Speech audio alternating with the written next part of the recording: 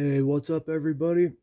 Today we're looking at Understanding Human Evolution by Ian Tattersall. This book is part of the Cambridge University Press Understanding Life series. This is an 18-book series that covers numerous topics in biology like DNA and genes, coronavirus, metabolism, cancer, fertility, and more, all written by authorities in their respective fields. The cover page of this book says that its author, Ian Tattersall, is a leading authority with around 400 papers and 30 books published on primatology and evolutionary biology. The aim of this book is to bring the reader up to speed on the developments in the field of paleoanthropology in order to understand where we are today in the field. The really nice thing about this book is that it just came out last year. Things in this field are moving pretty quickly, and it's not uncommon to read conflicting information from books that are already outdated.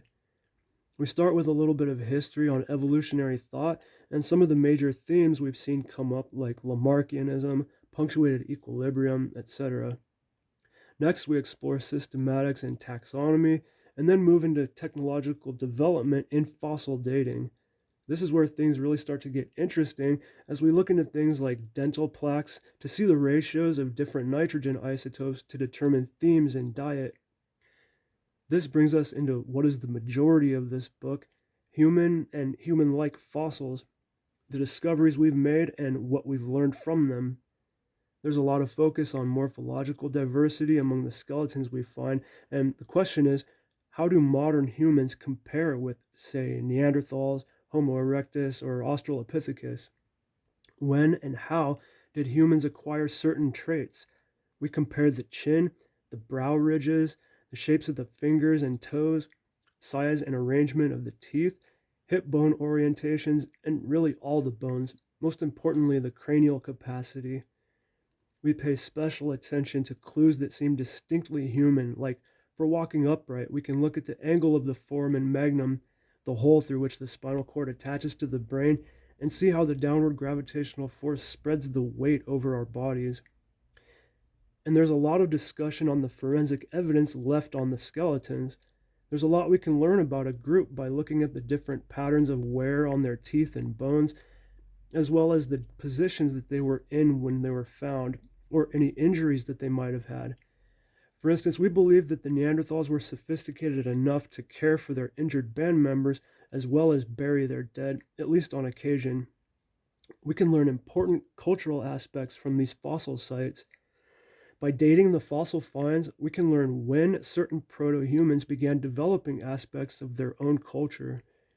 This book spends time on the tools and the other items we find along with these skeletons. What do the varying levels of technological sophistication tell us about the people who made these things? And answers to the questions that this brings up aren't as straightforward as we might like. For instance, we may learn that Neanderthal buried their dead, but that doesn't tell us whether this was done for practical purposes, like to keep predators away from the band, or was this a sign of cultural sophistication? The rest of the book is focused on what makes humans so different from our fellow hominids. What evolutionary trait or traits were bestowed upon humanity that enabled us to populate the entire planet and invent the internet? Just like good friend of this YouTube channel, Jared Diamond, Tattersall believes that it was our capacity for symbolic representation or language that gave us such an edge. This is associated with the different areas of the brain having evolved new ways of communicating with each other.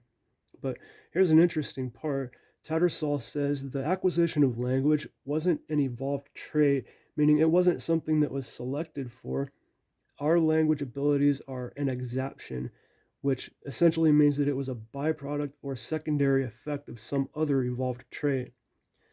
It's not easy to come up with good answers to the questions raised in this book about our evolutionary past, but we explore why that is.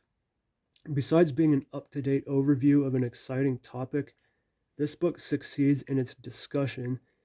While Tattersall can have a somewhat academic and dry presentation, he's very good at using this style to explore peripheral topics of relevance that highlight why it's fascinating to study paleoanthropology in the first place. When we look at what makes certain humanoids more, let's say, advanced than others, Tattersall marries scientific and philosophical concepts in a way that is engaging and will cause you to explore many of your own lines of questioning that aren't even in the book. For example, we briefly talk about the difference in the shape of the skull between Homo sapiens and Neanderthal. The places in the brain that differed the most are the cerebellum and the occipital lobe. In humans, these areas are associated with visual processing and coordinated movement, and these areas seem larger in Neanderthals, whereas Homo sapiens got the better prefrontal cortex, which is associated with higher processing and creative reasoning. It really makes you wonder, could Neanderthals have had more sophisticated movement and visual systems than us? There's quite a difference between Neanderthal and Homo sapiens, but even within just Homo sapiens, if we look at the different ranges of cognitive abilities, the gulf is gigantic. A Homo sapiens can be a genius like Einstein, whose brain was anatomically a little bit different from the normal Homo sapiens brain.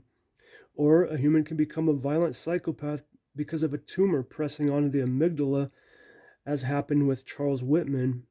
And this thinking leads to questions like, if our cognitive abilities are a product of our evolved neural hardware, what other, even higher executive functioning might be possible if the brain were to evolve or change in other ways currently not understood? But I'm digressing here. I wanted to point out that Tattersall's style, despite being a bit dry, does venture into fascinating and deep philosophical territory in this book. A couple of things about this book I didn't love. This book does use a lot of disciplinary jargon, and it had me wondering, who is this book written for? Tattersall sometimes sounds like he's writing for an audience who already knows the material, and he'll do this with technical terms as well as entire concepts. As an example, at one point, he mentions failure to preserve, but he doesn't tell you that failure to preserve is a reference to the fossil record. You just kind of have to know that already, or you'll miss out on some stuff. And he does things like this quite a few times. There were times when I had to stop and look stuff up just to know what he was talking about.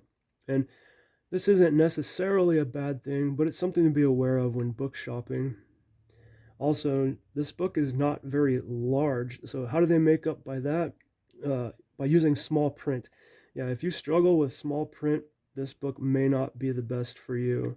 This is such a shame because some people are going to miss out on some really good material because of a questionable design choice.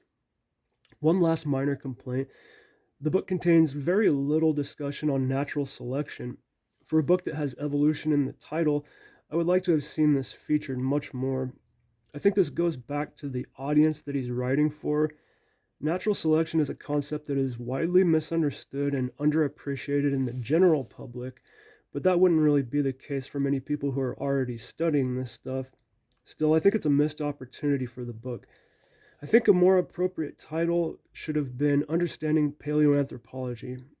Other than that, I really enjoyed the book, and I thought it was pretty well written, pretty engaging with plenty of interesting and relevant topics.